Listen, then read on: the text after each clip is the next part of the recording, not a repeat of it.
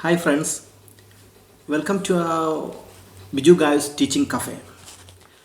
This is a short video lecture on the theme what is politics. So we live in a very complicated and contradicting social world. For example, have you heard about Manila North Cemetery in Philippines? It has 54 hectares of land area. But you know, tens of hundreds of people live inside that cemetery. They sleep on the tombs and mausoleums. They face paucity of land and shelter in Manila. You can go to YouTube and find the video of the cemetery. At the same time, there is another example of Mongolia, which is the least densely populated country in the world. There is no people to occupy land in Mongolia. United Nations has reported that 880 million people live in slums in the year 2016. And some agencies predicted that by 2030,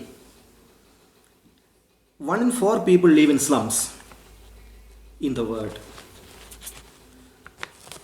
I can tell you another example of this contradiction and ironies in our social world. We know that democracy is a best and ideal form of political system. It is known for promoting human rights, equality, liberty, justice, promoting human dignity. Ironically, it was the same democracy which has dropped atomic bomb on innocent people and brutally killed tens of thousands of people. And that decision was taken by a government which was elected by popular will. Don't you feel irony? Don't you feel the world is so contradicting? So what is the point in the stories aforesaid? The point is that, the message is that so long as there are conflicts, contradictions, violence, injustice, discrimination, politics will here stay in human society. It will serve the human society. So in that sense, politics is a branch of academic knowledge which tries to give answers to the problems I have said a while ago. But the point is that people disagree on what exactly is politics. There are different definitions, different ideas, different kinds of interpretations from the ancient world to the contemporary world. So people have different take on what exactly is politics. So it has been defined by different people in different contexts, in different points of time. So there is no consensus. There is no agreement on its contours of definition. There is no unanimity of opinion regarding what exactly is politics. So hence I pick 4 very important definitions that give you an exact picture of what exactly is politics. These are not an exhaustive list. These are not a final list. There are so many other definitions. These are my pick. And from my points of view, these 4 definitions cover almost some very important areas of politics as an academic branch of knowledge. Before going to that 4 definitions, let me first of all tell you that politics and political science are entirely different. They are different in a very specific way. Politics is simply everyday human activity. Say you go to office, you go to buy some vegetables to your home, you purchase some grocery items, you have office politics or student politics or union politics. Politics is routine, mundane, everyday activities of people, which involves several activities in the life of an ordinary human being. It involves the everyday realities of people. But at the same time, political science is a scientific study of politics, that how people go to office, how people travel, why people purchase groceries. So these everyday politics is understood, interpreted and analyzed using some scientific techniques. That is called political science. That's why these are related, but they are also entirely two different kinds of ideas. So let us come to the first part of this lecture, that is 4 important definitions. So the first definition I would like to tell you is that the definition of Aristotle.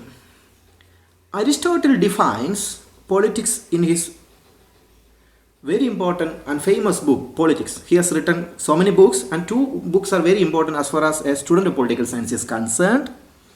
They are Nicomachean Ethics and Politics. In Nicomachean Ethics, ancient Greek philosopher Aristotle tells us that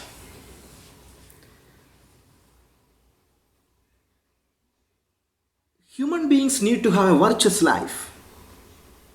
To have a virtuous life, you have to follow a middle path. Middle path in the sense that you need not to be bad, you need not to be good either. You have to follow a middle path. No peace, no violence. No happiness, no sorrow. Or no peace or no violent situation. For Aristotle, politics is a moral act. It's a virtuous act. It's a natural act. Politics is meant to bring solutions to problems in society. For Aristotle, politics is a noble act. It will end poverty in your society. It will bring peace. It will find out solutions to some burning issues of your society. It gives food to the starving millions of people. It gives shelter to the homeless. He says, man by nature is a political animal. Just like if fishes form their natural colonies in the oceans, just like bees form a natural colony of their own, just like ants form their natural colony, human beings form their natural colony. That is called the polis. Polis means, translated into English, state. So for Aristotle, the point is very clear. Politics is a leveling process. By leveling process, Aristotle means that society will bring evenness or end unevenness in society. It makes equality in society. It brings in justice in the society. So it's a noble act. Only good people enter into politics. Only virtuous people enter into politics. It is not meant for scoundrels. Like Bernard Shaw say, politics is the last resort of scoundrels. Aristotle never believed that idea. It is meant for only good people. This is an idea given by Aristotle. Then we can go to another dimension of politics, that is being given by Otto von Bismarck. He was a Prussian statesman. He dominated German and European political affairs from 1860s to 1890. He defined, or he has given, one of the beautiful definitions to politics. He stated politics as the art of possible. It's a definition used in a very metaphorical way. What is it? He has tried to give an aesthetic appeal to the political in society. So anything is possible in society. It is that human activity which has enormous potentialities to bring so many things in our society. You can make war and also make peace.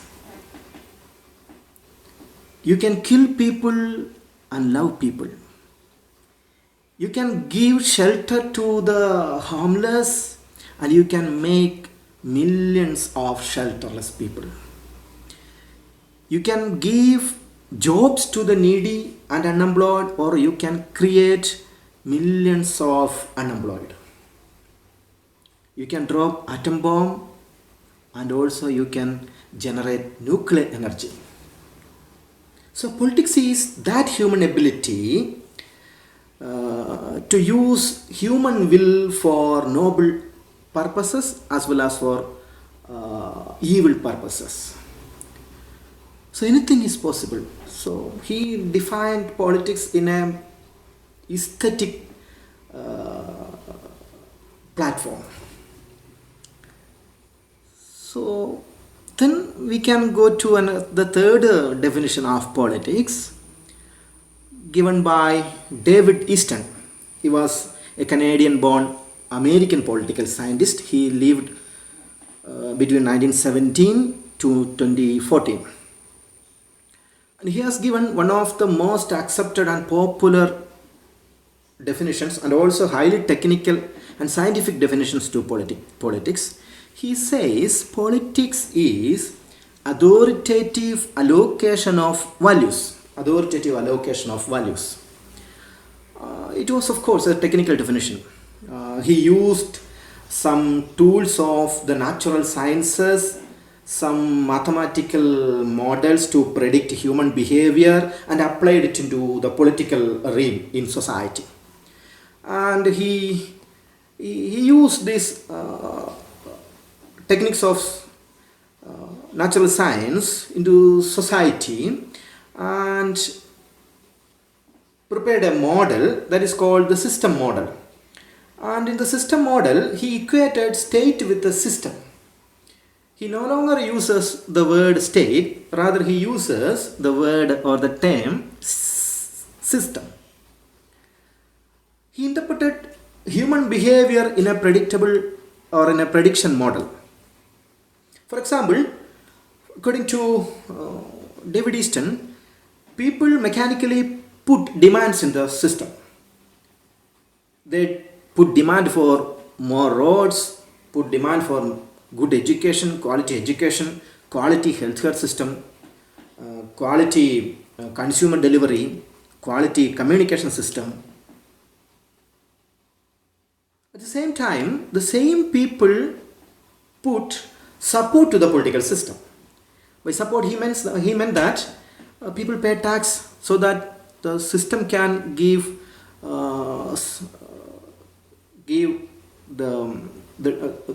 the system can fulfill the demands of the citizens. So people obey laws. People participate in political activities. So by putting demands and support in a right combination, he believes that a system will function properly. If there is some problems in the demand or if there is some problems in the support, the whole system collapses. So he prepared a system model with the use of techniques of natural sciences and tried to predict human behavior. That was his contribution. Then comes another beautiful definitions of politics by Harold Laswell. Harold Laswell lived between 1902 to 1975. He was an American political scientist. He has given one of the famous and imposing definitions of politics. He defined